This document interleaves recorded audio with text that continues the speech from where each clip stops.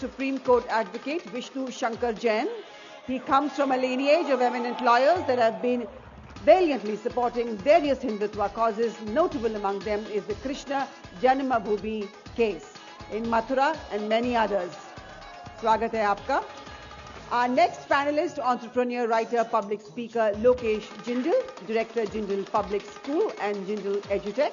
He's been a part of the Indian National Congress in various capacities. His passion is to strive for skill development of the youth of the nation that he works on alongside at the Tata Group. Very warm welcome to you too. Also please welcome on stage Dr. Taslim Ahmed Rehmani, President Muslim Political Council of India. She was erstwhile national spokesperson for the Samajwadi Party. She runs various medical charities and is an expert commentator on the Arab and West Asian region politics. Also, please give a round of applause to Anand Ranganathan, well-known socio-political speaker. Is a genetic engineer by profession. He was on this stage just a little earlier. Welcome back. This raging topic of the day will be moderated by Abhinav Prakash, National Vice President of the Bharatiya Janata Youth Morcha, the youth wing of the Bharatiya Janata Party. He's also a bilingual columnist in English and Hindi for several nationalist publications, writings on socio-economic and political issues. Abhinav, this is a massive panel that you have there, and I'm telling you, the youth of the country is waiting for this session to unfold. So go for it. Thank you, and thank you, G, Vikram Sampath, and Shriranshi for organizing this wonderful three-day festival. And as expected, this is the last panel of the Cultural Fest, and this is the grand finale, and we have a very grand panel with us. So we have a very interesting topic with us, as you know, that it's about the one nation, one law. And we are going to specifically discuss the Uniform Civil Code. And this is a very pertinent question because, see, if you look at the India's history, India has never been governed by a high-end state which has created or implemented uniform laws all across the country. You had great empires, the Mauryans, the Guptas, and different kinds of empires, but they were very decentralized in their functioning. So in India, we never had this entire system of uniformity, one nation, one law kind of a system where you have social laws, cultural laws being governed by a centralized authority in a uniform manner. So I want to start this debate by asking this fundamental question to Sai Deepak. Sai, why do you think that suddenly, in the modern era, that we need to have this entire concept of one nation, one law? Do you agree that this is the part of the India's historical tradition to have uniformity in the social laws, in the cultural laws, in the religious laws? And is it desirable? So I don't think uniformity as far as the personal realm or the cultural realm or even the religious realm for that matter is the norm in Bharat. That has not been the case. This is largely a consequence of a nation-state based approach where Eurocentrism effectively tells you that if you happen to be a single nation, then there must be homogeneity at least with respect to a certain set of laws, and personal laws being a part of it. It makes sense to have that, assuming that the population is homogeneous, but if that's not the case, I'm not sure it's a welcome move. At the very least, I'd like to know the basis of it. My position has been that if the Uniform Civil Code, as and when a draft is released, is based on Bharatiya ethos, I would certainly support it. But if it requires any further concessions from the majority community, I may not be able to support it. In principle, I don't know what I'm going to support at this point because I've not seen a document yet. And as a lawyer, I've said this before, that I don't think it is in common sense to support a document which you're yet to see. You can't sign on a blank check or a blank piece of paper. So as long as there is no document on the basis of which a discussion can happen on an intelligent basis, I don't think it's possible to take a position. So I remain consideredly agnostic at this point. If at all I'm pushed to taking a position, the position will be if it is based on Bharatiya Sanskriti, then I might consider and I might get on board. That's my position. Thank you, Sai. Anand, coming to you. Sai made a very valid point that you have no draft as of now. You have no idea what we are talking about. It's a blank idea about the Uniform Civil Code or similar kind of uniform kind of social laws or the cultural laws, maybe in the realms of succession, marriage, and other things. But you tell me one thing. India is a very diverse country. There's so many communities, castes, religious traditions, tribes. They have their thousands of years of history of evolution, the social system, the cultural norms. Why should they surrender their rights to the modern secular republic which came into existence in 1947? First of all, thank you very much to Abhinav and the organizers. This really is a very large panel and reminds me of the 8 p.m. debates. Although Arnab has gained a lot of weight since I saw him last. You have 60 seconds now. But I must also say this at the outset, Abhinav, that I am really proud to be Indian, proud to be one amongst you, because sitting next to me is a gentleman who is so safe and sound. He is... ये बाहर घूम रहे हैं, जो कहना चाहते हैं वो कह सकते हैं. 1 साल पहले ये जिसके साथ डिबेट में थे वो बेचारी घर के अंदर है. ये वो देश है. तो जो लॉज बनाते हैं, जो इस देश को प्रोटेस्ट करते हैं, जिस देश पे डेमोक्रेसी नहीं है, वो ये याद रखें कि रहमानी साहब is safe and sound and he is here with me. Remember that, always. Don't forget that. All those who think that this is not a democracy, remember that. That there is a woman, poor woman, all she did was just quoted some scriptures and her life has been ruined. Number one. Number two, it's very important to state, Abhinav, just to... Let's not interrupt each other. Rehmani Saab, let's not interrupt each other. No, let's focus on the topic. Let's focus on the topic. This is like tarnishing my image on the basis of a falsehood. Let's focus on the topic itself. Let's not make personal remarks. To the topic. Let's not make personal remarks, Anand ji. Let's focus on the topic. It was not a personal remark. I was proud to be Indian. How is that personal? Yes. I am proud that you are safe. How is that personal? We all are safe. Absolutely. Let's refocus on the topic. Yes. और tarnish तो image तब होगी ना जब image होगी. But let me. नहीं, Rehmani साहब. Sir, if this is the way of this debate at the outset, targeting a personality, then I have so many things to say for so many people. But I don't want to continue with that. I can leave this debate if you have to insult me over here. I am not insulting anyone. This is like anyone. Insulting. Anand ji, did I insult anyone? Anand ji, Anand Ranganathan. You are insulting me. Let's come to spreading falsehood about me. Let's you come are to the topic, spreading rumors against me. And you are trying to demonize my personality this way. And I object to it. Anand ji, let's only focus on the topic, please. आपका objection sir आंखों पर, as long as my head is satisfactorily attached to my torso. Now, I want to come. No, let's be done with it. Rehmani साहब, please सुनिए अब आप. Yes. Okay. Anand ji, please. So, as far as UCC is concerned, I just want to say two things. You are right as to say why should communities suffer for the greater good. For that, Abhinav, I have to say this, that there are some universal goods, right? There are some things that are good, proven scientifically or otherwise philosophically, that are good universally. And one universal good that we have imbibed from our civilization, Hindu civilization, Indian, Bharatiya civilization, is the equality of man and woman. There are like that, there are so many. And there are societies that have rules that sometimes do not conform to those universal goods. For example, it is scientifically proven that you will severely damage the body of a woman if you marry her upon puberty. This is scientifically proven. So to say that if you were to remove that, if you were to ban child marriage, you would make a society suffer. I'm sorry. You are reforming that society. You are going towards progressiveness. You are going towards what is scientifically proven to be correct. So we must remove discrimination like that. We must remove polygamy. We must remove child marriage. We must remove the fact that in some religions, it is ordained that a woman would get half the inheritance that a man would. How is this justified? So I am absolutely for removing things that are patently wrong. They are anti-woman, they are discriminatory, they are patriarchal, and I am for adding things that go for the universal good. And that is why we need uniform civil code. Thank you. Thank you, Anand. And I request my panelists that let's focus only on the topic and we should avoid unwanted comments on each other going forward. Saira, let me come to you. When we talk about a uniform civil code, often it becomes a debate about Muslims and the Hindus. But beyond this Hindu-Muslim binary, there's lots of diversity in the country. There are different tribal communities, there are different regional cultural variations.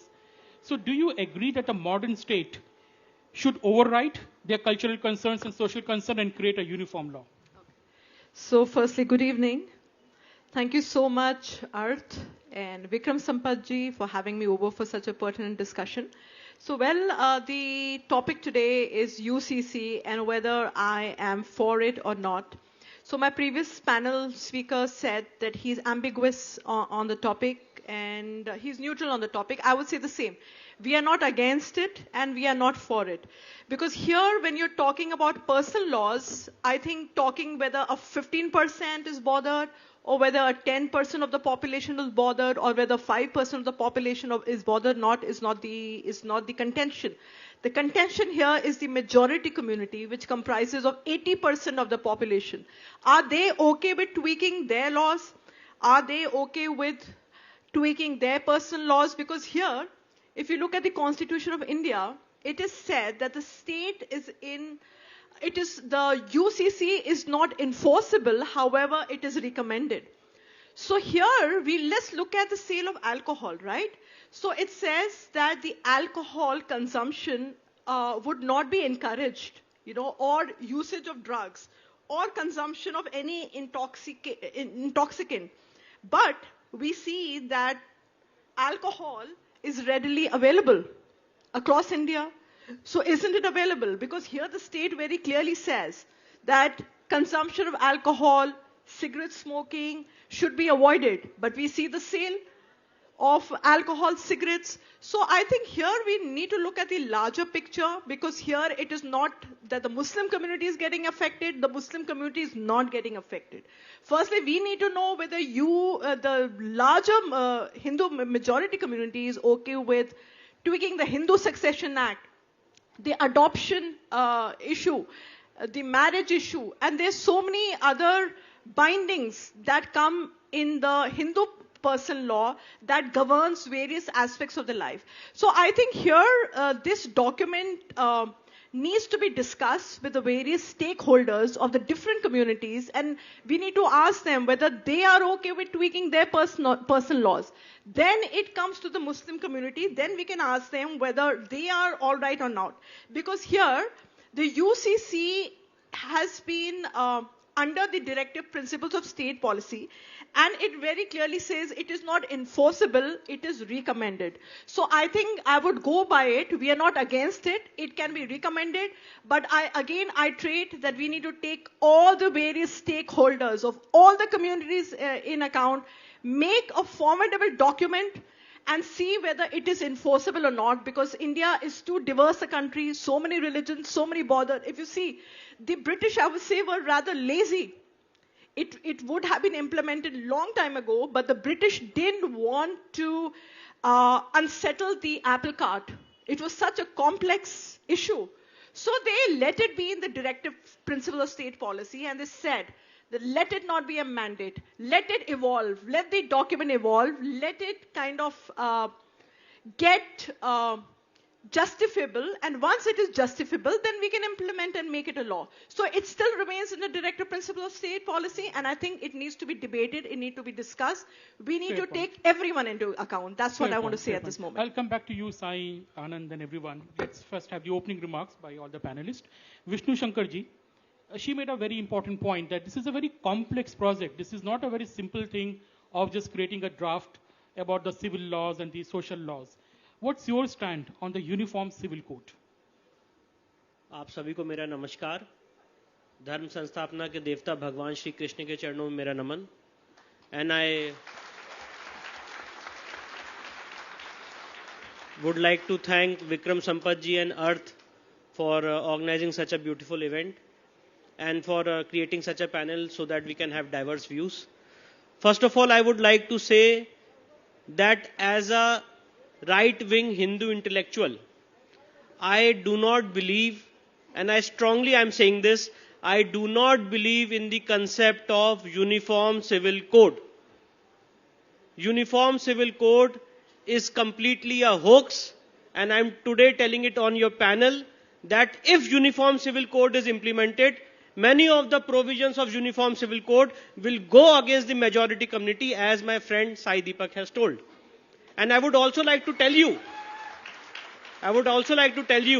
that in 2018, the Law Commission had returned the proposal of Uniform Civil Code because we do not know, as Sai Deepak has rightly told, the areas on which there has to be uniformity. First of all, we have to understand that when we are talking about Uniform Civil Code, we must ask ourselves this question, that what are the subjects on which we are asking for uniformity? And through my study and research, and as far as my knowledge goes, I personally believe and feel that there is one area where I, as a citizen of this country, need uniformity. And let me put it in perspective. And I want to ask a question to all of you, that आपने क्या किसी देश में ऐसा कानून देखा है कि अगर कोई ऑफेंस कोई आदमी करे तो वो एक धर्म के लिए ऑफेंस होगा, दूसरे धर्म के लिए ऑफेंस नहीं होगा? अगर क्रिमिनल लॉ का सबसे बेसिक सिद्धांत है कि क्रिमिनल लॉ सबके लिए यूनिफॉर्म होगा. मतलब अगर आज कोई आदमी चोरी करेगा तो अगर वो चोरी हिंदू करता है तो उसके लिए ऑफेंस है, क्रिश्चियन करता है, मुस्लिम करता है, कोई भी आदमी करता है, इररिस्पेक्टिव ऑफ हिज रिलीजन, वो ऑफेंस रहेगा. पर भारतीय आईपीसी में, इंडियन पीनल कोड में, there is a provision, and please read it and correct me if I am wrong, section 494 of the IPC. Section 494 of the IPC में, if a Muslim is having more than one marriage, it's not an offense, it's exempted under section 494 IPC, while if a Hindu is marrying more than once, it's an offense under IPC. Bigamy का offense है. So I personally believe, and I filed a petition also in the Supreme Court, the 5 judges of the Supreme Court have issued notice in the matter, and I'm only saying that please bring uniformity in the penal laws. If bigamy is an offense, it has to be an offense for a Hindu also, it has to be an offense for a Muslim also, for a Christian also. You cannot have this kind of an exemption on the basis of religion. And apart from that, apart from this number of marriage, I do not see any area where I feel or believe that there has to be uniformity. I am not here to sort out or make the things of, मैं किसी और आदमी के घर को ठीक करने के लिए नहीं बैठा हूं. मैं यहां पे अपने घर को ठीक करने बैठा हूं. मैं चाहता हूं कि मेरा सनातन धर्म जो अजर अमर है वो अजर अमर रहे, और उसमें जो डिफिकल्टीज हैं उसको मैं रिमूव करूं. मैं उसके लिए यहां बैठा हूं. Fair point, Rehmani ji, what's your take on the entire concept of Uniform Civil Code? Why do we see a section of Muslim intelligentsia opposing the concept of equal social laws for the women, irrespective of their religious identity? See, the debate of Uniform Civil Code was concluded on 23rd November 1946 in the Constituent Assembly itself. And the ball was set into the court of the central government. For last 75 years, Article 44 says that it's the duty of the government, to keep on endeavor to make a consensus on the Uniform Civil Code. And more than a dozen times, various high courts and Supreme Court of India has directed the government of India to come out with a Uniform Civil Code.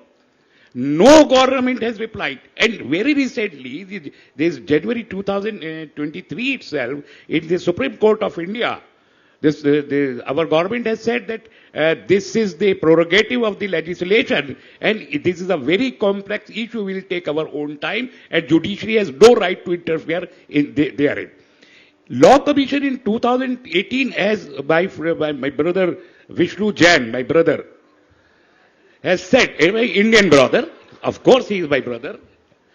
So he said the Law Commission has recommended that before considering any Uniform Civil Code, you have to make the codification of each and every religion of the country. This was the recommendation in 2018 by the Law Commission of India, our statutory body of our government. Still, so this is not the issue of a public debate. The public debate is over in 1946 itself. Now this is the duty of the central government to come out with a legislation. Some state governments during the last election, particularly the BJP governments, in their manifestos, they have mentioned that they will come out with a uniform civil code like in Uttarakhand, like so many other states, but they did not. So keeping on a debate in the public arena is another thing. And those legislative debates, bringing those debates inside the parliament and discussing those debates in with the legislature is quite different. So I think this is not more than a political issue rather than a social issue. Every successive government made it a political, to score the political brownie points, and nothing concrete they did. And as far as me, as Indian Muslim, as a proud Indian Muslim, my stand is concerned, as a community person, I will say, what shall I oppose? but किसकी मुखालफत करूं? मेरे सामने कोई blueprint नहीं है. Uniform civil code का नक्शा क्या होगा, उसका स्वरूप क्या होगा, उसके प्रोविजंस क्या होंगे, ये मुझे मालूम नहीं. आनंद रघुनाथन कुछ भी कह सकते हैं, शहजाद पूनावाला जी कुछ भी कह सकते हैं. So you are open to the idea of the uniform civil code. Let the country see the blueprint of that uniform civil code. Let the country discuss it. Let the country debate it. अभी विष्णु जैन को भी पसंद नहीं है UCC का idea. अभी ऐसे बहुत सारे लोग हो सकते हैं जिसे अब जो प्रोविजंस आएंगे तभी तो विष्णु जैन भी कंसीडर करेंगे, मैं भी करूंगा, आनंद भी करेंगे, सबका एक कंसेंसस बनेगा, तब वो कोड आएगा. तो ये गवर्नमेंट की जिम्मेदारी है कि वो लेकर आए. हम डिमांड करते हैं, लाइए. शुक्रिया. Rahmani ji. Shahzad, this point is coming up again and again that कोई blueprint है ही नहीं, there is no blueprint, we don't know what we are talking about. I think this has become a scapegoat in this panel. Let's discuss the idea of the uniform civil code. Whether it is desirable or not desirable, do you support it or do you oppose it? आज मुझे बड़ी खुशी है अभिनव जी कि इतने ओजस्वी वक्ता जो मुस्लिम पक्ष से अमूमन अपनी बात रखते हैं, तस्लीम रहमानी ने ये स्पष्ट किया कि देखिए हमें कोई परेशानी नहीं है, हमने तो ब्लूप्रिंट देखा नहीं है. तो मुझे उम्मीद है कि अर्थ के इस चर्चा के बाद वो all India Muslim personal law board को जरूर फोन करके पूछेंगे कि जब ब्लूप्रिंट आया नहीं, बच्चा पैदा हुआ नहीं, तो मुंडन करने क्यों बैठ गया आप? अब रुक जाइए. मैं कर चुका हूं उनको फोन. रहमानी जी, जो रूल का आप अभी हवाला आनंद रंगनाथन को दे रहे थे, वही रूल आप ब्रेक कर रहे हैं. यही यूनिफॉर्मिटी नहीं है डिबेट कोड में. ये सिविल कोड कहां मानेंगे? ये डिबेट कोड में यूनिफॉर्मिटी नहीं मानते. अब देखिए, ये मंडली बड़ी विचित्र मंडली. अब मैं किसी का नाम नहीं ले रहा हूं. आपको हो सकता है आप कहें कि पहले ड्राफ्ट तो लाओ, शहजाद जी ड्राफ्ट बताओ, फिर हम बताएं. एनआरसी का ड्राफ्ट देखा था क्या सड़कों पे उतरने से पहले? ड्राफ्ट देखा नहीं, पर बड़ी बड़ी एक्ट्रेसेस, बड़े बड़े वक्ता, बड़े बड़े बुद्धिजीवी, ये एनआरसी आएगा, ये ऐसा होगा, ये वैसा होगा, दंगे कर दो, शाहीन बाग में बैठ जाओ, ये सब थे. अब रुक जाइए. तस्लीम रहमानी मुस्कुरा रही है, अच्छी बात, लोकतंत्र के लिए अच्छी बात. और जय साई दीपक भी मुस्कुरा रहे. ये यूनिफॉर्म लाफ्टर कोड है. अब दूसरी बात देखिए, कम से कम एक चीज देखिए, यहां पर भी हमारे विष्णु भाई है, जय साई दीपक है, तस्लीम जी है, सायरा जी है, दोनों ने सबने कहा कि हम बिना देखे नहीं बोलेंगे.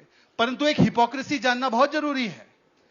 जय साई दीपक और विष्णु जैन उस विचारधारा के हैं जो अपनी कन्वीनियंस के हिसाब से संविधान का गला घोटकर उसके शरिया को संविधान के ऊपर नहीं रखते.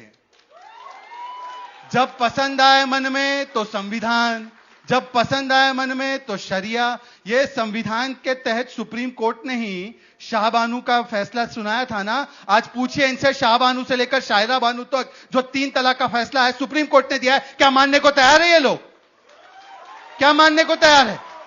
3 तलाक का भी वो विरोध करते हैं, नहीं मानेंगे. सुप्रीम कोर्ट कहे तो कहे, ये कम्युनल एजेंडा है. जब सुप्रीम कोर्ट कहता है शाहबानू को मेंटेनेंस मिले, जब सुप्रीम कोर्ट कहता है 3 तलाक हो, उसको खत्म करे, कानून लाओ, तो ये लोग कहते हैं इट्स अ कम्युनल प्रोजेक्ट. और आखिरी बात, आपको नहीं चाहिए यूनिफॉर्म सिविल कोड, बहुत अच्छी बात है, ठीक है, आपने कह दिया. केवल 2 चीजें स्पष्ट कीजिए. अगर ये आपके धार्मिक अधिकारों का इतना ही बड़ा हनन है, it is such assault on the right to practise your religion under article 25, then why you are not demanding every day and night that my criminal code should be according to Sharia, where you cut my hand if I'm caught robbing?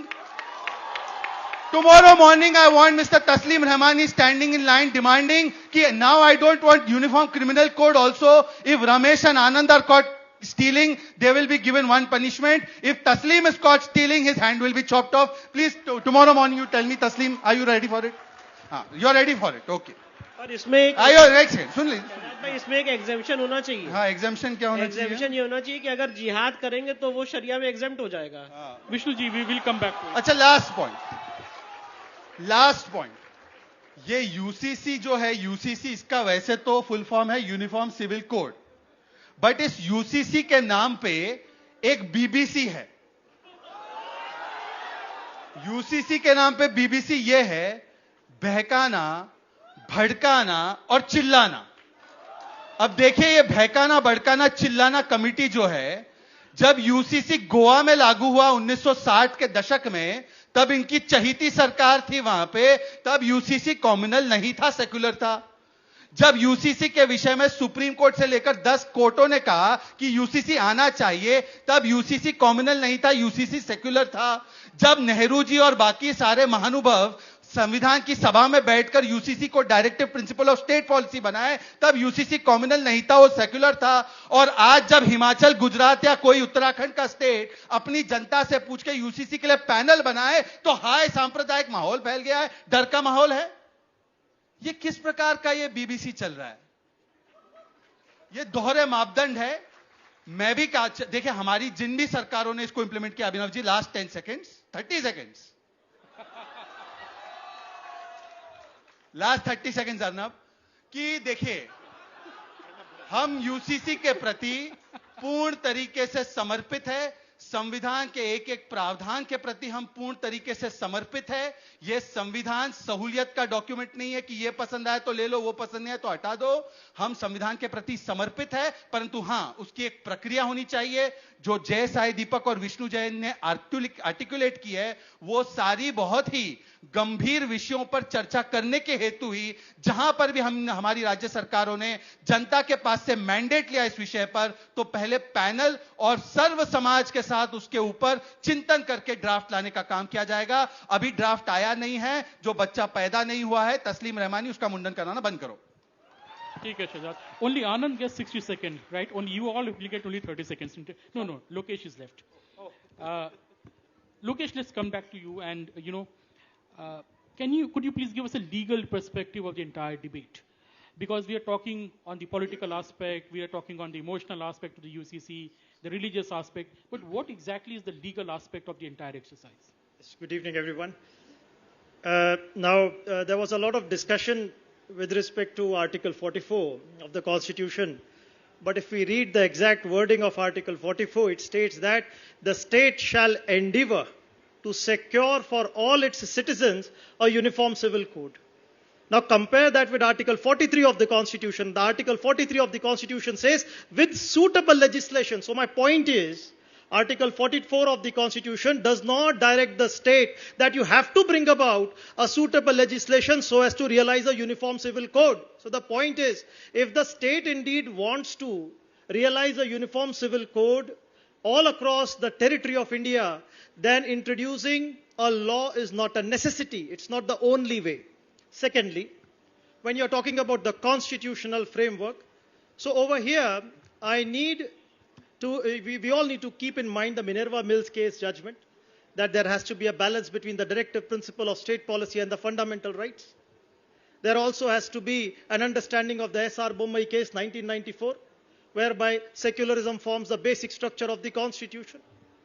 And while we consider Article 44, we also need to understand Article 25 till Article 28, Article 29, Article 30, with respect to equality, Article 14, 15, 16, and also the fundamental duty of promoting brotherhood amongst all its citizens, Article 15, 1A. Over here, it becomes important for us to understand that all these articles are aiming at preventing India from becoming a theocratic state. We have to make sure that India continues to function as a secular state. And if the primacy is to preserve the secular fabric of the secular identity of the nation, then over here, if one law, such as introduction of uniform civil code, it sounds more like unconstitutional civil code over here. Because if you look at the constitution and the framework within which it is being introduced, and the manner in which it is being introduced, it does not fall in line with the constitutional ethos. Secondly, now we have seen all through this time period, there are debates that there is some form of a non-homogeneity. Now the Hindu Marriage Act of 1955, if you consider section 5 clause 4 of this Hindu Marriage Act, even over here it gives a significant room for different forms of customs to prevail along with a uniform form of a marriage all across the country. In fact, Hindu Marriage Act was for the benefit of the Hindu society. And when we are talking about marriage amongst the Muslims or any community for that instance, so we must bear in mind marriage has different meaning for different person. A woman or a man might consider marriage as a sacrosanct, as a sacred ceremony, investiture ceremony, or as a sacred institution, which might have a religious significance. And if that person wants to live this particular institution as a religious matter of fact, enjoying Article 25 right, freedom of professing that religion, then how can a state stop that particular individual from practicing and living in that particular religious life? It's not about Hindu versus Muslim. It's not about pitting one religion against the other. It is about drawing a balance between state and society, giving the right space to religion where it is required. And even with respect to family law, over here, the legal provisions, the penal code are all active. In fact, when he said about Article 498A with respect to domestic violence, CRPC Section 125, CRPC Section 127, they are still applicable. In fact, in the Daniel Latifi case, the Supreme Court lightly interpreted the Muslim Women Protection Act 1986 in liberal light. It's not about communalizing the issue. We need to understand, although our head is safe over the head, but we also have to take care what is inside this head. Are we trying to simply radicalize and is Hinduism into bringing out swords and trying to imitate the West? No, we can teach West what is non-violence, how to coexist together, what peace is. हमने इस दुनिया को हिंसा नहीं अहिंसा दी है. We gave this world Buddha. We gave this world Gandhi. We gave this world Lokesh, how to live that's a different in a point plural altogether. form of manner. So Thank over you. here, Sai, when lots of panelists have talked about the secularism and the basic structure of the constitution. Right. Well, India, I think, has 6 classical languages.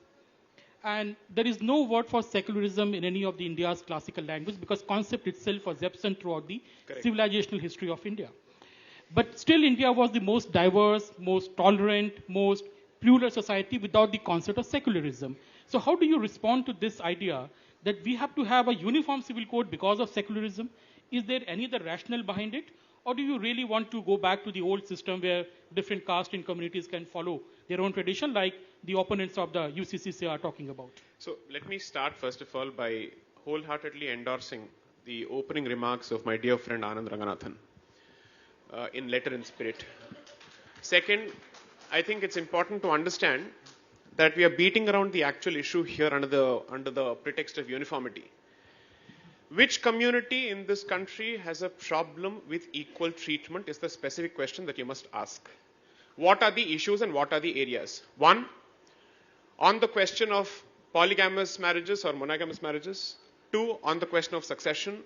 3, on the question of maintenance and any other issue such as child marriage or forced circumcision, so to speak. Okay, these are the issues.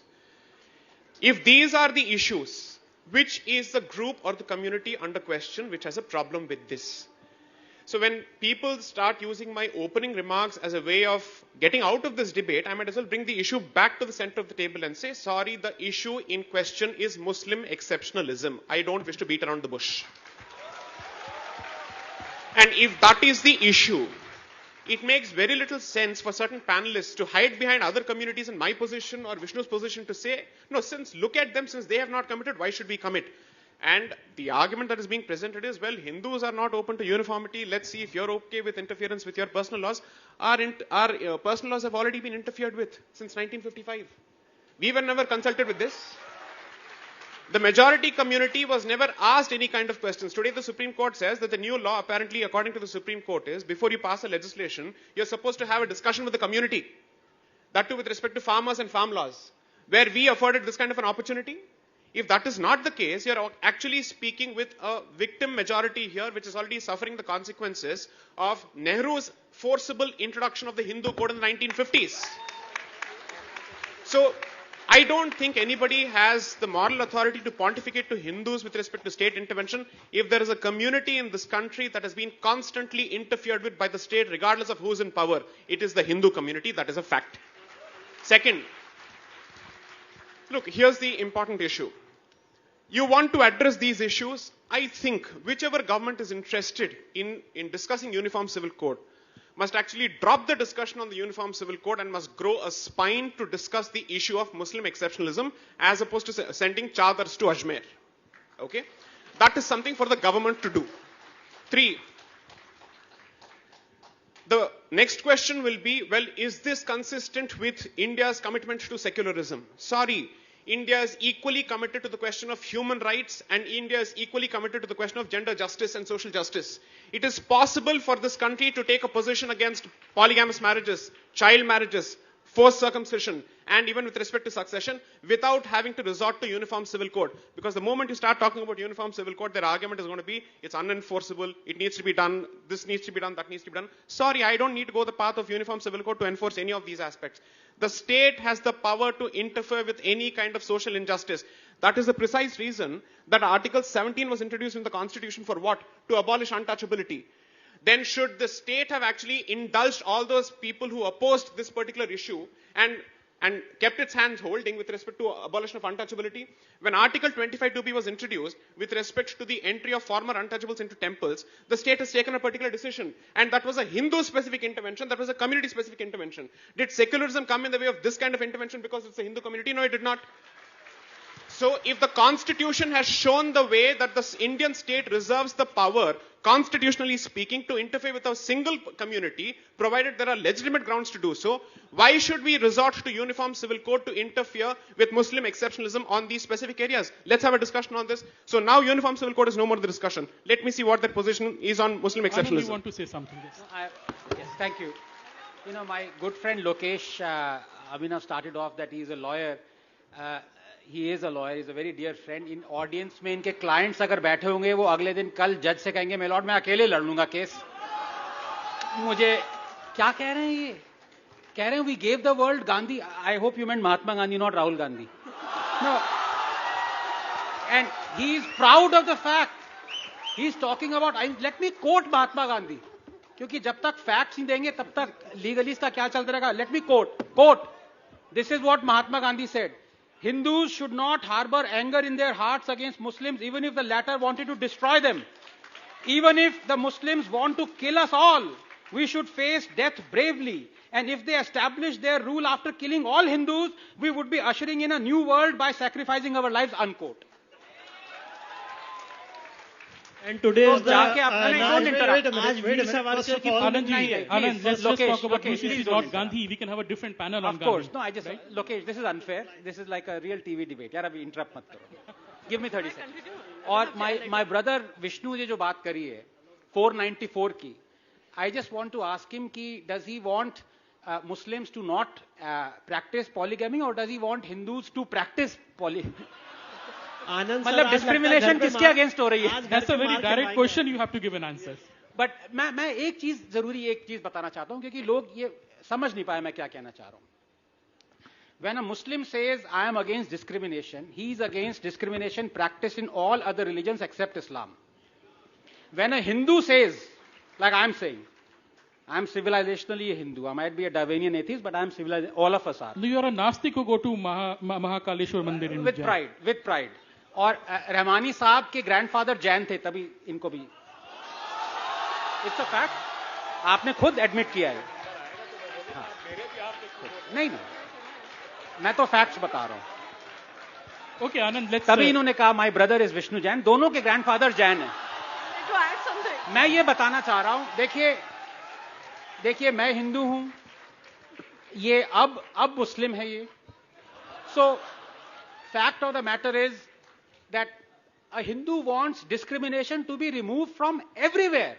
This is the difference. Please remember, as Rahmani sahab, he can marry a child. आप बुरा मत मानिएगा, मैं आपको legal position बता रहा हूं आपकी, ठीक है? ही can Mary 4 wives. It is another matter if 4 women would like to marry him, but that's another matter. Third issue, खुदा ना खास्ता अगर ये अल्लाह को प्यारे हो गए, so the daughter will get half the inheritance as his son. And ये discrimination यहाँ हुआ। मेरा discrimination देखिए, I can have a Hindu undivided family and take benefit of tax. Take tax benefit. That is available to Jains, Hindus and Sikhs, but not Muslims. I think I'm against that. we need to avoid being personal here about any co-panelists. I would request Anand ji not to get personal here, because here the topic is UCC. You speak, so, Saira. No, साहब ऐसा है, Saira, जब सैया हो कोतवाल तो डर काहेगा? आनंद साहब, भाई पता है कि भाई यहाँ से अच्छा, मैं एक चीज ऐड कर रही हूँ। Sorry.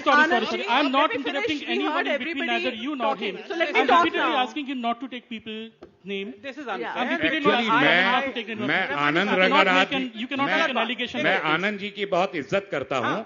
पढ़े लिखे आदमी लगते हैं चेहरे से, वेस्टर्नाइज्ड ड्रेस पहने हैं, मॉडर्न से लगते हैं, और सुना है साइंटिस्ट भी हैं, लेकिन इनको लेबोरेटरी से कम स्टूडियो में ज्यादा देखा है। कुछ गलत अगर बदतमीजी में करने पे आऊं तो थोड़ी सी मुझे भी आती है, इन्हीं से सीखिए, बहुत इनसे सीखिए। अगर पर्सनल होना चाहो। So much of cackle here. So I'm just saying one thing. We are not here to insult co-panelists. Please, let's all maintain a decorum here.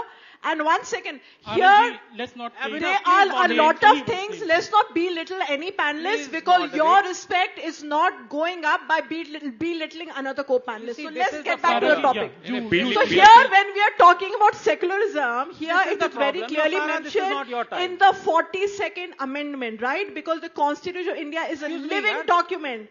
It is not a dead document. It's a living document. It is forever evolving, right? So when the makers of the Constitution decided that they will amend and bring in that word secular, because they felt that India is onto a path where state and religion should be separate. Here, there is no particular priority, even if the Hindu community is in a majority, but there would be no preference. So I think this is very progressive. Now, coming back to UCC, we need to look at it in a pragmatic manner, in a detached manner, and understand that the document is under the directive state, of state policy, and let the draft come out. And then we need to look at it in a detached way, and it needs to be addressed in a phased manner, in an informed manner, taking the stakeholders into account, because once you trust something, for example, and then you need to revoke it. We saw what happened during the farmers' protest, during the farming, when the farming community went hammer and tongs against the bill that was passed. So we don't want a revocation. We want a very uniformed and a very principled stand on it, taking the accountability of all the stakeholders. That's what I want to say. Vishnu Jain ji. मेरे time का क्या हुआ? मेरा time ले लिया इन्होंने? No personal remarks. कोई personal नहीं था. Please don't take any personal. कोई personal I'll come back to you नहीं again. Vishnu Jain. मेरे भाई यहाँ पे लोकेश भाई ने और सायरा बहन ने सेकुलर की बात कही और कहा 42nd अमेंडमेंट में सेकुलर वर्ड ऐड हुआ। मैं उस डिबेट में नहीं जाना चाहता हूं, पर मैं इतना पूछना चाहता हूं बड़ी लॉजिकली आज इन सारे लोगों से जो यहां पे बैठे हैं, और इसको एक पर्सपेक्टिव में रखना चाहता हूं कि देखिए हमारे संविधान के साथ कितना बड़ा खिलवाड़ हुआ है। और देखिए आज अगर सपोज करिए, मैं अपनी बात को एक उदाहरण से समझाना चाहता हूं, I want to explain it by an example. आज सपोज करिए हम सब लोग यहां पे एक शपथ लें, एक ओथ लें। ऐसा किसी भी लीगल हिस्ट्री में, वर्ल्ड की लीगल हिस्ट्री में, forget about Indian legal history, world की लीगल हिस्ट्री में ऐसा नहीं हुआ है कि किसी शपथ को, किसी ओथ को बैकडेट में बदला गया हो। We the people of India having solemnly resolved to constitute India into a sovereign, social, secular, democratic republic। तो ये जो दो वर्ड आए सेकुलर और सोशलिस्ट, जैसे अभी मेरी बहन सायरा ने कहा कि ये 42nd अमेंडमेंट से 1976 में आए, और ये संविधान की शपथ कब ली गई थी? on 26 November 1949. Just a minute, let me put it in Just come back perspective. to the तो topic. सेकुलर नहीं, ये जितना यूनिफॉर्म सिविल कोड का आर्गुमेंट सेकुलर पे बिल्ड कर रहे हैं, मैं तो सबसे पहली बात आनंद रंगनाथन को बधाई देना चाहता हूं कि आज वीर सावरकर की पुण्यतिथि पे महात्मा गांधी का क्या रोल रहा है, उन्होंने उसको जस्टिफाई कर दिया. पर मैं दूसरी बात सेकुलर के आर्गुमेंट को डिस्ट्रॉय करना चाहता हूं. मैं इनसे पूछना चाहता हूं कि सेकुलर वर्ड की डेफिनेशन क्या है? नहीं विष्णु जी, सेकुलरिज्म पे डिबेट नहीं है, सुनिए, यूनिफॉर्म सिविल कोड पे आते हैं. बता दें कि गोडसे के दौर में अभी भी हम गांधी के साथ हैं. Can't be a my only point is this. Godse के दौर में गांधी के साथ हूं. Just listen to what I'm saying. No I'm debate saying on secular secularism. can't be a reason to develop uniform. We need a civil different panel for discussing secularism. No, I'm But only saying. Let me ask a different question. Try to Let me ask understand a my different point. question. Let me reorient the debate. A very Should the fundamental. government control mosques like it controls temples? ये secularism है आपका? Anand ji, there's a very fundamental question here, and that question is the conflict between modernity and the tradition. The rise of nation states in the last 200 years have also created the requirement, this need for creating uniformity, uniform laws, because societies are much more integrated than they were 200 years back. But there's also the question of survival of the old traditions, people right to choose their culture, their traditions, and different kinds of things. So why is there an opposition from one side to the tradition and from the other side to the modernity, and how we can resolve it? Shehzad. May I, with your permission, Anand? Just 20 seconds and then the remaining time can be given to Anand. You're my chota bhai, Sara ji is my elder sister. Kuch please. You got the age right. ऐसा है कि देखिए, all of this argument one agrees with. We have to also see our traditions, etc. Nobody is imposing anything on anybody. Uniformity doesn't mean that you will lose what is essential to your faith or your practice or your beliefs or your traditions. But if those particular aspects are incompatible with what we believe constitutes a society that is governed by rule of law and constitution, then it must be moderated like it was done for the Hindus 1955. All we are saying is this, that look, I am very happy when a Sabrimala verdict comes out. But my party opposes the triple talaq verdict from Supreme Court. Ye hypocrisy nahi chalegi. Ye hypocrisy nahi chalegi. The Uniform Civil Code is the biggest tool to ensure gender empowerment and women's rights. But it is unfortunate that today those who say ladki hu, lad sakti hu, or some of its versions are today at the forefront of, one second sir, I have not even taken your name, are at the forefront of sacrificing women's rights at the altar of vote bank politics. That is the fundamental problem, and I have only one question to ask. Lokesh, I know because he and I have appeared on television debates. Lokesh, did you support the Sabrimala verdict of the Supreme Court? Did he? Did he? He did support it. He said it is absolutely right. But Lokesh, tell me, then do you say that the Prime Minister who overturned the Supreme Court verdict on Shah Banu is wrong? Today I ask you with all your integrity to answer that question. I'll answer this question. See, first of all, when we talk about what happened in the Shah Banu... Answer the question. So I'm answering the question. What do you think I'm doing? So when you are talking about the 1985 Shah Banu case and the subsequent Muslim Act that was introduced in the parliament, over here, we have seen that over a period of time, this Muslim Women Act has strengthened women's right even more. Because I'll tell you why. Secularism. Allow me to answer. Secularism 1.1. As per the Muslim Women Act 1986, now the Muslim woman is entitled to maintenance during the period of iddat itself, that is 90 days. And the Supreme Court has rightly pointed out that section 127 involves, and the man has to give him lakhs of rupees, whatever has to be the maintenance for the rest of her life during the iddat period. No, so why not beyond iddat? That's the question here. That's the question of Uniform Civil Code. But why? Yeah. Why only certain period for one section of the community and why lifetime? This is one second. Wait a minute, now it's my turn. The question is asked to me. Question is asked to me. Wait a minute. Just 1 second. Just 5 seconds. See, we are having the Special Marriage Act 1954. As per the Special Marriage Act, it is the Uniform Civil Code in the country. A person belonging to any religion, I mean, it's free for all. Any person belonging to any religion Lokesh, you're not can get the answering the marriage question. registered You're not under the answering the Special question. Marriage Act and have all the benefits of divorce succession in that Special Marriage Shehzad Act. asked a very clear question to you, you're not answering. One second. And Let me come to Rehmani ji. Anand, I don't think Anand should be kept out of a debate for so long, and I hand it over to Anand. But now in front of you, you are seeing the difference between the mindset of a Sai Deepak and a Vishnu Jain on one side, who may have a particular point of view, and a Lokesh Jindal and a Taslim Rehmani. Because, on the other side. COVID This times has been gave rise to completely WhatsApp exposed in front of University, and people who gain knowledge from WhatsApp University Abhinav, without please. knowing the concept. Rhetorics. Anand, are you the I professor mean, of rhetorics WhatsApp appeal to University? all of you, but when we talk about the conceptual If you basis, believe let's have a JNU debate is over WhatsApp it. University. No, but We cannot have a debate on the conceptual basis when you're taking different stands on different communities. I am not taking Abhinav, different stand. The you are. point is, Lokesh. Anand, listen, Anand, wait a minute. Anand, you then Rehmani. No, I you keep do it- one thing, you I- come here now in the participating panel. Anand, you and then Rehmani. I You keep cannot it very No, simple. you do one target the thing. moderator. You- He cannot target the moderator. I'm asking everyone the question. No, and you not are Mr. extremist moderator, sir. He is doing his work. Please Extremist let him do his moderator, work. new terminology. Towards Thank the you. rightist, you are extreme right. Na? अब ये victim card निकाल लिया इन्होंने पहले debit card credit card let me keep it very simple. You see, people accuse me because they fear fact समझना सबको वो लगता है. मैंने डिस्क्रिमिनेशन की बात करी. मैं कह रहा हूं कि हिंदू अनडिवाइडेड फैमिली को टैक्स बेनिफिट्स मिलते हैं. ये डिस्क्रिमिनेशन है, ये हटना चाहिए. ये किसी ने सुना नहीं. जो मैंने मुस्लिम का डिस्क्रिमिनेशन हो रहा है वो सुना और उस पर चढ़ गए कि हाय हाय क्या बोल दिया. I ask a very simple question to my friend Lokesh. Are you for or are you against child marriage? Yes or no? I am against child marriage. बस बात खत्म हो गई. But, please, But, please, let what me is complete. but? Let me complete. But Let me complete. Let me complete. Let me but uh complete. गया ना. Do you know ये Age but of है. Consent Act ये but 1891? है. Do you know Sarda Bill? It ये- took more than 150 years for our reformers so as to do away with the evil of child marriage. तो आप When डेढ़ I'm साल talking साल about, और no, लगाएंगे आप listen, क्या? listen. So What you I'm want- saying No, that is this it your case evil that the of- Muslim community of India is 150 years No, behind? what I say is when child marriage. So what I say is over here, if at all reforms are to be carried out, there is an important need for civil society to act.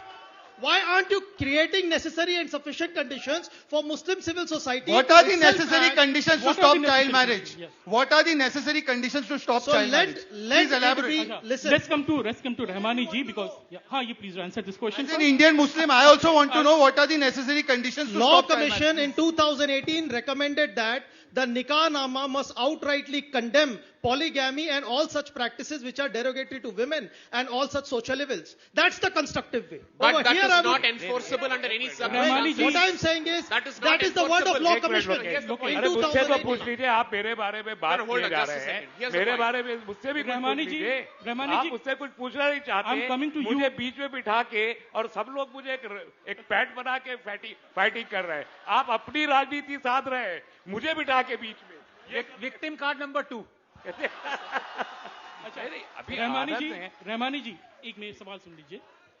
ये जो बार बार ये प्रश्न आ रहा है कि society को decide करना चाहिए, दूसरे लोग कह रहे हैं कि दूसरे कम्युनिटी के सेंस में डिसाइड नहीं किया जाता है, सरकार कर देती है.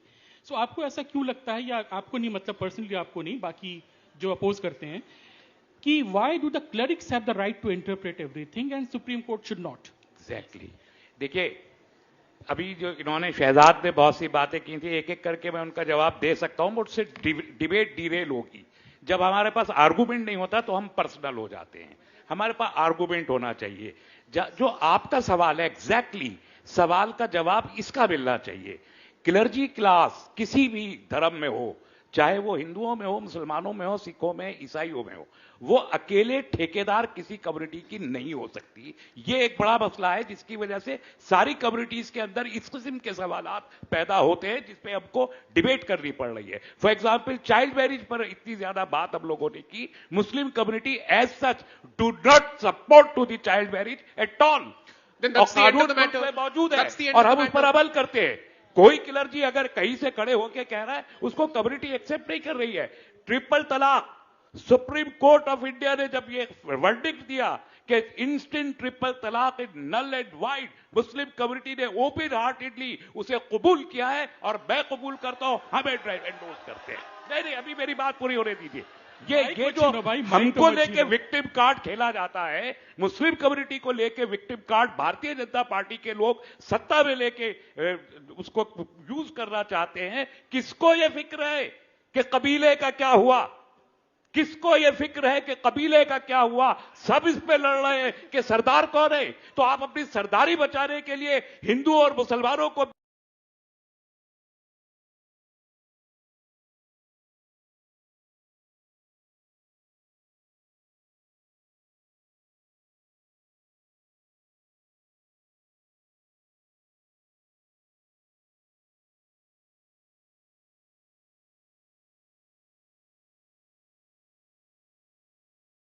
जिसका आप जिक्र कर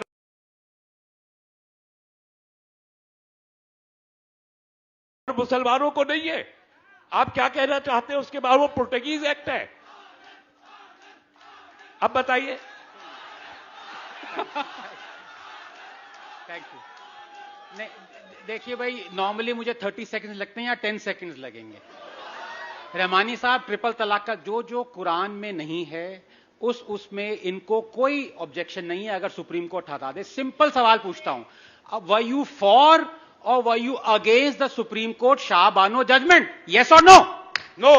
there we go, there we go. It is so easy to expose him. जो मैंने अभी इनसे पूछा, रहमानी साहब देखिए गलत है, मैंने अभी इनसे पूछा कि इफ खुदा ना खास्ता अगर आप अल्लाह को, हम सबको जाना है एक दिन, बुरा ना मानिए। No personal remark. I am just saying the inheritance. Are you for the inheritance that a daughter should get half the inheritance as the son? He said yes. Did you not say yes? 1/3. So you are for unequal inheritance being given? It is the prescribed law. By whom? By whom? देखिए, आप debate को perspective में लाइए। Indian के आप लोग अगर बगैर पढ़े आप एक साइंटिस्ट को पॉलिटिशियन मानना चाहते हैं तो आपकी मर्जी है। आप जरूर बगैर पढ़े मत कहिए, आपसे ज्यादा कुरान मैंने पढ़ी है। नहीं पढ़ा है आपने। नहीं, अगर ये बात है तो चेंज कीजिए। आप नहीं वो भी दिख रहा है। आप मुझे जाकिर नायक मेरे गुरु हैं, प्लीज। बाल लिया इन्होंने, दिखाई दे रहा है कि जाकिर नायक की मेंटालिटी लेके यहां पर आनंद जी बैठे और बहुत सारे लोग बैठे हैं। तो इसका मतलब यह है कि सारे देश को रेडिकलाइज हो जाना चाहिए। आप हिंदुत्व जैसे सनातन संस्कृति को रेडिकलाइज करने के लिए यहां पर बैठे, और अगर इन सब लड़कों को, इन बच्चों को भ्रमित करना चाहते हैं, आपकी मर्जी। मैं देश का सोचना चाहता हूं, देश का फ्यूचर। ठीक है रहमानी जी। Sai Deepak, let me come to you. When I ask some questions, I'll be accused of being extreme right-wing. Right. But I think you know that in this country, in this time and age, apparently when you speak and when you ask for the objective answers, you are a rightist and you are an extremist. But that's fine with me. Sai, Anand did not answer that question. The conflict between modernity and the tradition. And what can be the way forward?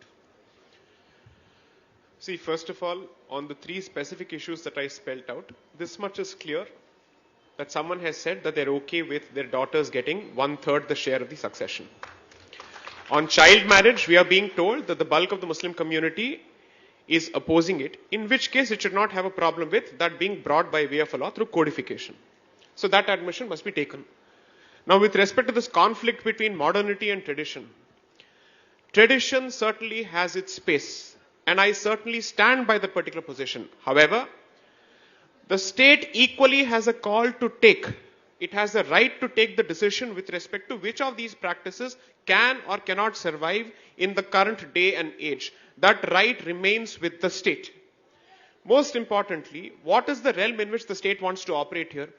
Is it saying that we will change the way you read the kalma? Is it saying that notwithstanding the fact there is a law with respect to decibel levels and the number of times you can actually shout on the rooftops, nobody is following it, right?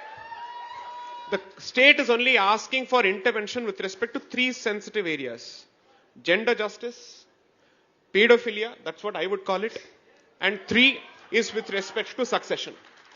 If the state does not have the right to take a decision with respect to pedophilia, which is being justified in the name of a particular document, what is it that the state is useful for? And what would you call such a state? I would call such a state a soft state, because it constantly buckles and bends the moment somebody comes out on the street. So as much as I hold certain groups for holding back their own communities, with or without the consent of the community, let the community have the discussion on that. But the state is also buckling under pressure. Unfortunately, on this particular issue, I would have to agree with someone who I thought I would never agree with, which is Mr. Rehmani, which is that this discussion must certainly happen in the parliament. But this much is clear, that even in the so-called elite group, they are trying to look for justifications and context to protect child marriage. We've just seen that. And we are also looking at justifications with respect to why women must be treated not at par with men on the issue of succession. If this is what is to be expected from this elite panel, what discussion are we supposed to be having with the larger masses from that particular community? Discuss. Shehzad, this entire allegation of being a soft state, and who should have the right to interpret tradition? The state that does away with Article 370 can hardly be characterized as a soft state. I think that if we have done away with Article 370 in due course of time, whatever are the committed positions of the party, and because the party is the political vehicle in which the instrument of the state is operating, I think it can be taken without any kind of doubt that this party and this government is committed to whatever it has written in the manifesto. Yes, of course, it's a democracy. A democracy means that you bear with all kinds of elements, you take them along, you give them an opportunity, and if they still are unwilling, then you do what you have to do. And I think that was amply clear in Article 370's case. Including farm laws, I agree. No, including farm laws. No, I completely agree. Sai Deepak, that's the difference between being an armchair critic and somebody who has to run a country of 140 crore people. I'm sorry to say, you're my friend, but that's the difference between... Seconds, Anand, just 1 second. It's easy to be a panelist. 10 seconds. 1 second. Now, both of you guys can't corner me. No, it is. I am no Taslim Rehmani. पर मैं सिर्फ एक बात कहना चाहूंगा कि as Shehzad said correctly, whatever is written in the constitution, sooner or later has to be, listened to, has to be, whatever implemented. He talked about uniform civil code. अब मैं हर एक की हिपोक्रेसी बताना चाहता हूं. बीजेपी की hypocrisy directive principles में ये भी लिखा है कि you must not allow cow slaughter. There are enough BJP ruled states that allow cow slaughter. वहां पे ये क्यों नहीं इंप्लीमेंट कर रहे हैं डायरेक्टिव प्रिंसिपल? मेघालय में, गोवा में, दिल्ली में और मेघालय में भी हमारी सरकार बना दो, जैसे ही मिलता है मौका वहां पे भी लगा देंगे. आनंद Goa. Are Anand, now give me all the states in one go. What we will do is that we will have a different discussion on this also. Please, Anand, don't be an armchair critic. Now,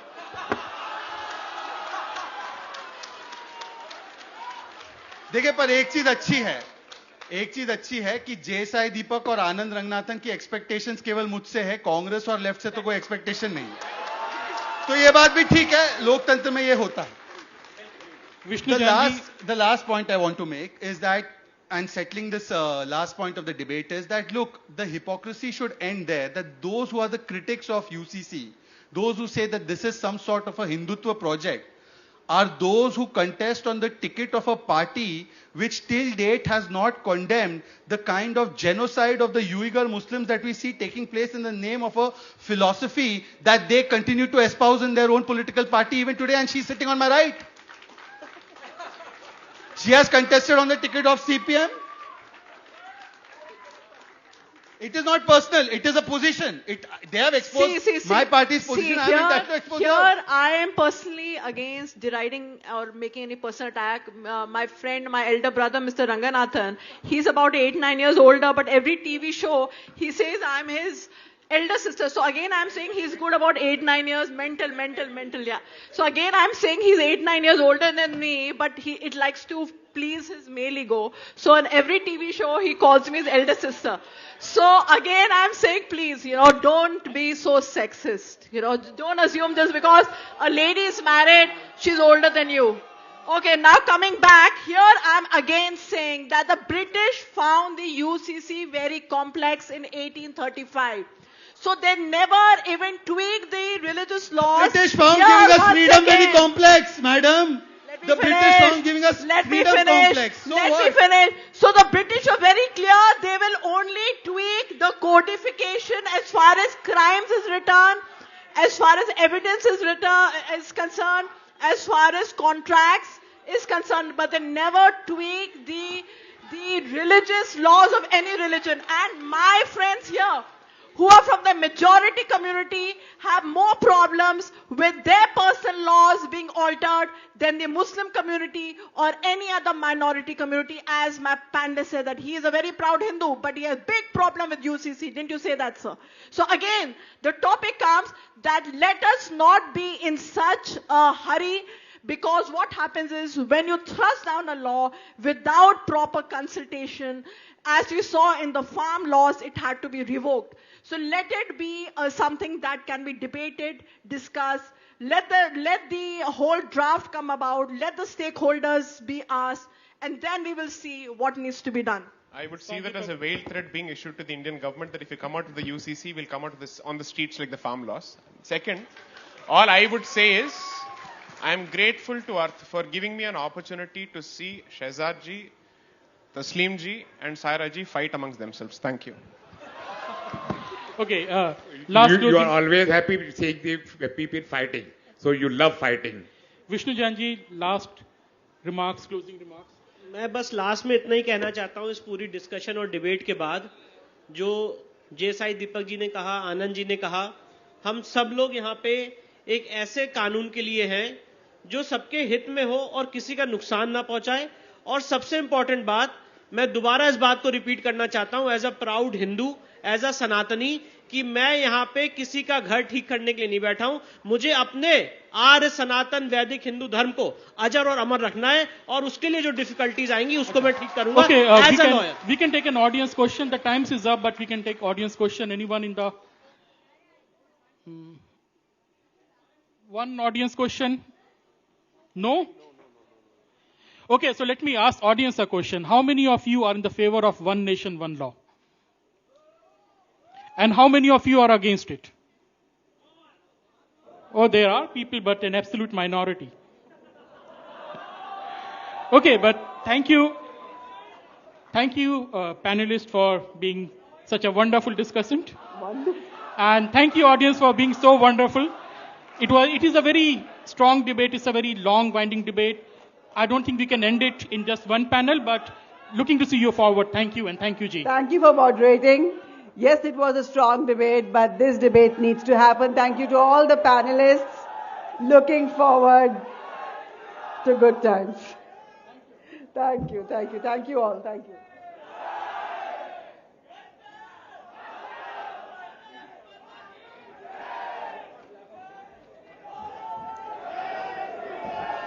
Okay. I'm just wondering, if we had an open house and you were asking questions, how much more fun would that be? So everybody stay with us, because now we're going to have lots of fun. So hang in there. Listen, for the performance of the day, the man with the most rich and vibrant voice, a voice that can echo across the dunes and sunsets of Rajasthan, a voice that has so many layers and textures that it leaves you spellbound. We'd like to bring on stage with a huge round of applause, multi-talented Kutle Khan, who's here this evening as the Kutle Khan Project. So are you all ready to have an evening full of music?